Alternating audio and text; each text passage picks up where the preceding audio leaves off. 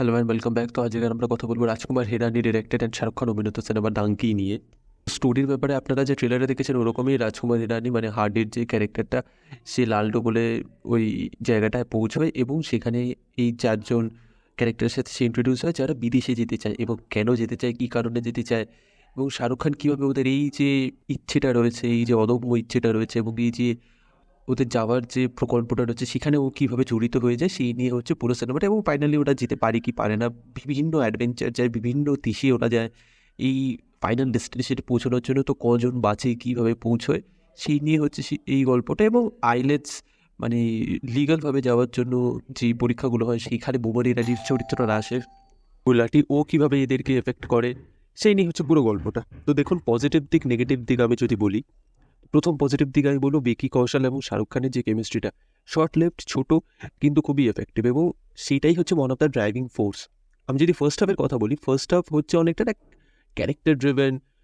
আপনি মোটিভেশনগুলো বোঝার চেষ্টা করছেন, কী জন্য, কী কারণে যেতে চায়, এবং শাহরুখ খানের আপনি মোটিভেশন ফ্যাক্টরটা বোঝার চেষ্টা করছেন, ও কেন এদের সাথে ইনভলভ হতে চাইছে সেই জিনিসটা আপনি বোঝার চেষ্টা করছেন। এবং সেকেন্ড হাফটা আস্তে আস্তে না পুরো সিনেমাটা আস্তে আস্তে শিফট হয়ে যায় from a social comedy drama, it becomes an adored adventure drama cinema. এবং এখানে রাজকুমার হিরানির আমি বলবো রাজকুমার হিরানি একটু আউট অফ দ্য বক্স গেছে। এখানে অনেকটা অ্যাকশন দেখিয়েছে, অনেকটা রোড মুভি দেখিয়েছে, যেটা রাজকুমার হিরানি অতটা বেশি 3 ইডিয়টসের পর এক্সপ্লোর করেনি।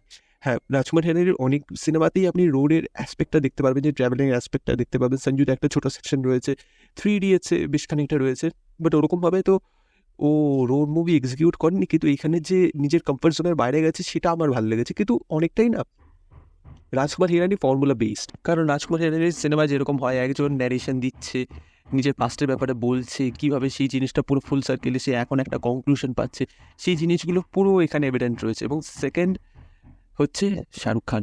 শাহরুখ খান এখানে বিভিন্ন জায়গায় বিভিন্ন এজ গ্রুপ দেখানো হয়েছে ওকে, এবং বিভিন্ন মেন্টাল স্টেটস দেখানো হয়েছে, এবং সেইগুলোকেও খুব ভালোভাবে এক্সিকিউটও করেছে। কখনও দেখাচ্ছে ও একদম ইয়াং অ্যান্ড ড্যাশিং, মানে ডাজেন্ট ম্যাটার সামনে কী আসবে, আমি বললো যে টাইপ সব কিছু ভেঙে গুড়িয়ে বেরিয়ে যাবো, সেই জিনিসটা রয়েছে। তারপর যখন ওরা বেরিয়ে পড়ছে অ্যাডভেঞ্চারের জন্য, তখন সে আস্তে আস্তে ম্যাচিওর হচ্ছে, ওর মেন্টাল স্পেস পাল্টে যাচ্ছে, ওর থিঙ্কিং প্রসেস পাল্টে যাচ্ছে, সেই যে ওর মেন্টালি ইভলভ হচ্ছে সেই জিনিসটাও খুব ভালোভাবে দেখিয়েছে। এবং তাপসী পান্নুর চরিত্রটাও খুব ভালো, এবং আমার মনে হয় তাপসী পান্নু বিকি কৌশল ফিট দ্য বেল, কারণ দে আর পাঞ্জাবিজ। তো ওরা ওই জিনিসটা ওই ক্যারেক্টারের সাথে না এরা ভালো জেলিং হয়ে গেছে। এবং আরেকটা জিনিস আমি বলবো, এখানে যে লোকেশন এক্সপ্লোরেশন রয়েছে এবং যে লোকাল কানেক্টগুলো দেখিয়েছে, পাঞ্জাবের যে কীরকম হয়, কী কারণে হয়, ওদের মোটিভেশন কীরকম হয়, ওদের সোসাইটি কীরকম হয়, সেই জিনিসগুলো খুব ভালোভাবে এক্সপ্লোর করেছে রাজকুমার হিরানি। এবং যখন বেরিয়ে পড়েছে যে অ্যাডভেঞ্চার পার্টটা রয়েছে, সেটাও কিন্তু আপনাকে এঙ্গেজ রাখতে সাহায্য করে। এবং সেকেন্ড হাফে গিয়ে ইমোশনাল যে ট্রমা রয়েছে, এই যে সেকেন্ড হাফে গিয়ে যে ইমোশনাল অ্যাসপেক্টগুলো রয়েছে, সেটা কিন্তু পুরো আলাদাভাবে খেলতে শুরু করে দেয়, এবং সেটা একটা সার্টেন লেভেলে পৌঁছে যায়। ফার্স্ট হাফটা আপনার যদি মনে হয় নর্মাল একটু কমেডি ড্রামা টাইপস মনে হবে, সেকেন্ড হাফে গিয়ে ইট ব্লোজ অফ, মানে পুরো আউট অফ দ্য বক্স পৌঁছে যায়।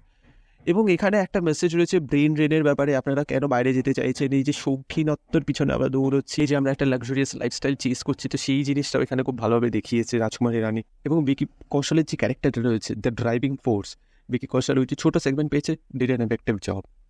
হ্যাঁ, বাট এটা কি একটা ফ্ললেস সিনেমা? না, আমার পুরোপুরি ফ্ললেস লাগেনি, অনেক জায়গায় আমার টিপিক্যাল মনে হয়েছে, এবং কিছু জায়গায় আমার মনে হয়েছে যে একটু ড্র্যাগ হয়ে যাচ্ছে সিনগুলো, সেগুলো ঠিক আছে, fine. In the larger picture it doesn't matter. But আমার যেটা বেশি অসুবিধা মনে হয়েছে সেটা হচ্ছে কি ভিএফএক্স।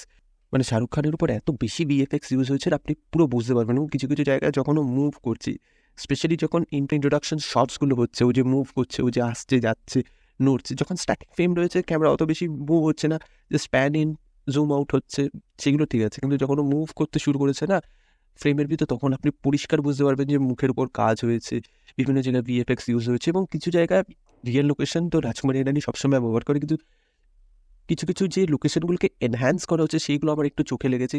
হ্যাঁ, বিভিন্ন জায়গায় আমার স্টোরিটা একটু ড্রপ বলে মনে হয়েছে, একটু বেশি ওভার ড্রামাটিক বলে মনে হয়েছে, বাট যে এন্ডিংয়ে যে মোনোলগটা রয়েছে, it serves it all, it sums of the character, এবং এন্ডিংটা সত্যি ইজ আ স্যাটিসফ্যাকশন।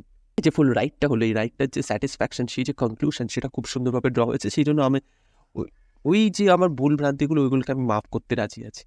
তো আপনারা যান, ডাঙ্কি দেখুন। From Jawan to Pathaan, it's a totally 360 degree turn from SRK, and he executed it brilliantly. তো আপনারা যান আপনারা নিকটবর্তী সিনেমা হলে এবং দেখে আসুন ডাঙ্কি। দেখা হচ্ছে পরের ভিডিওতে। থ্যাংক ইউ, টাটা, বাই।